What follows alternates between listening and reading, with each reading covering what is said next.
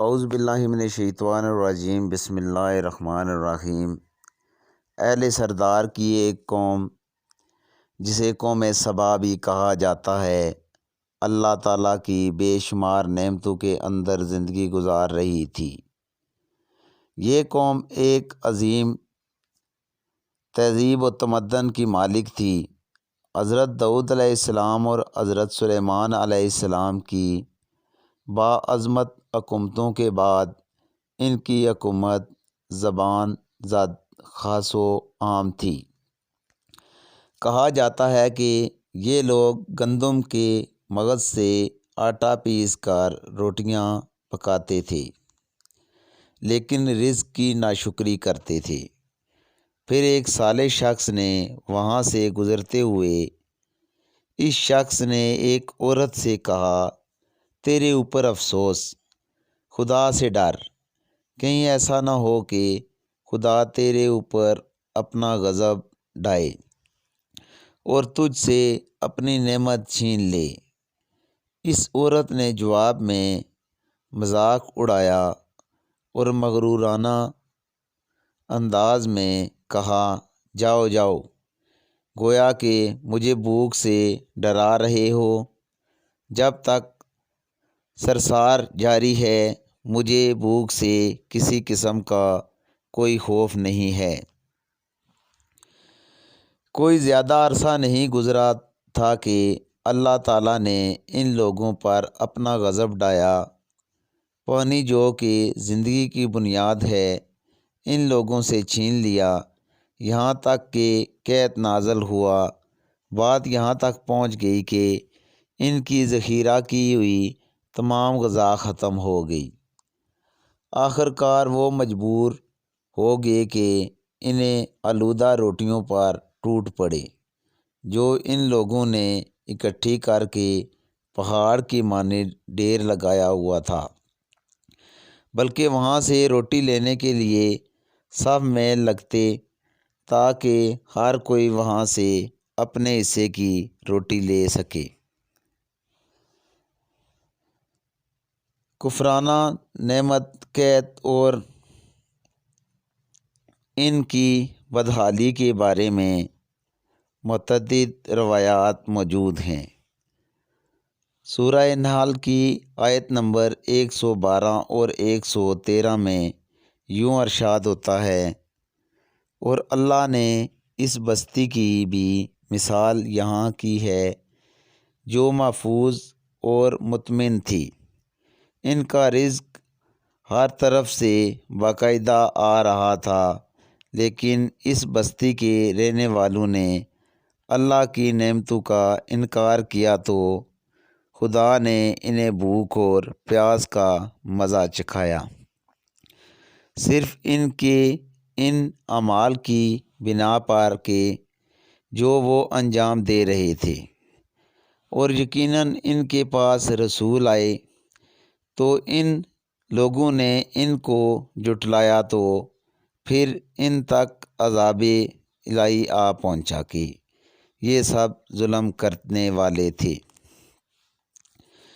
اسی قوم سبا کے بارے میں ایک اور واقعہ بیان ہوتا ہے کہ ان لوگوں نے اپنی زراعت کو بہتر طور پر کاشت کرنے کے لیے پانی ذخیرہ کرنے کی خاطر بلکہ دو پہاڑوں کے درمیان ایک بہت بڑا بند مارب تعمیر کیا ہوا تھا۔ سوراخ اور دوسرے پہاڑوں سے گزرا ہوا پانی اس بند میں آ کر وافر مقدار میں جمع ہو جاتا تھا۔ قوم سبا نے اس پانی سے صحیح طور پر استفادہ کرتے ہوئے وسیع و عریض اور بہت سے خوبصورت باغات لگانے اور کھیتی باڑی کو رونق بخشی۔ ان باغات کے درختوں کی شاخیں اس قدر پھولوں سے لدی ہوئی ہوتی تھی کہ کہتے ہیں کہ اگر کوئی شخص سر پر ٹوکری رکھ کر ان کے نیچے سے گزرتا تو پھل خود بخود ٹوکری میں گرنا شروع ہو جاتے اور ایک قلیل مدت میں ٹوکری تازہ پھلوں سے بھر جاتی۔ لیکن نعمتوں کی کثرت نے انہیں شکر کرنے کے بجائے سرمست اور غافل کر دیا تھا، یہاں تک کہ ان کے درمیان بہت بڑا طوفانی نظام وجود میں آ چکا تھا۔ ان میں سے صاحب اقتصاد لوگوں نے کمزور اور ضعیفوں کا خون چوسنا شروع کر دیا تھا، یہاں تک کہ ان لوگوں نے خدا سے ایک احمقانہ التماس کیا جس کا ذکر سورہ سبا کی آیت نمبر 19 میں ملتا ہے۔ انہوں نے کہا، خدایا ہمارے سفروں کے درمیان فاصلہ زیادہ کر دے۔ انہوں نے اللہ تعالیٰ سے یہ التماس اس لیے کیا تاکہ غریبوں نے بے نوا لوگوں اور ضرورت مند ان کے ہمراہ سفر نہ کریں۔ ان کی خواہش نہ یہ تھی کہ آبادیوں کے درمیان خشکی ہو اور فاصلہ بہت زیادہ ہو تاکہ تہ دست اور کم آمدنی والے لوگ ان کی طرف سفر نہ کر سکیں۔ اللہ تعالیٰ نے ان مغرور پیٹ کے پجاریوں پر اپنا غضب نازل کیا۔ بعض روایتوں کے مطابق ان مغرور لوگوں کی آنکھوں سے دور صحرائی چوہوں نے مہرب نامی بند کی دیوار پر حملہ کر کے انہیں اندر سے کھوکھلا کر دیا۔ ادھر سے بارشیں زیادہ ہوئی جن کی وجہ سے سیلاب آ گیا اور اس بند میں پانی بہت زیادہ اکٹھا ہو گیا۔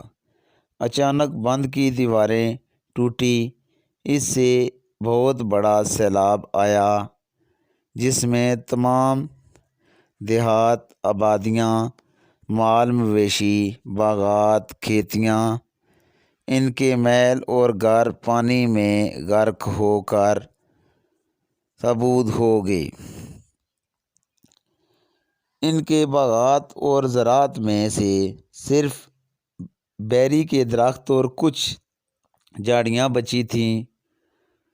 خوش ایلیاں پرندے وہاں سے کوچ کر گئے تھے، جبکہ الوؤں اور کووں نے قوم سبا کے کھنڈرات میں اپنے گھر گھونسلے بنائے تھے۔ اس بات کا ذکر سورہ سبا کی آیت نمبر 15 اور 16 میں ملتا ہے، اور آخر میں سورہ سبا کی آیت نمبر 17 میں قرآن کریم میں اس واقعے کا یوں نتیجہ نکالا ہے، یہ ہم نے ان کی ناشکری کی سزا دی ہے اور ہم ناشکری کے علاوہ کسی کو سزا نہیں دیتے ہیں۔ آج کا واقعہ اتنا ہی، اجازت دیجیے، اللہ حافظ۔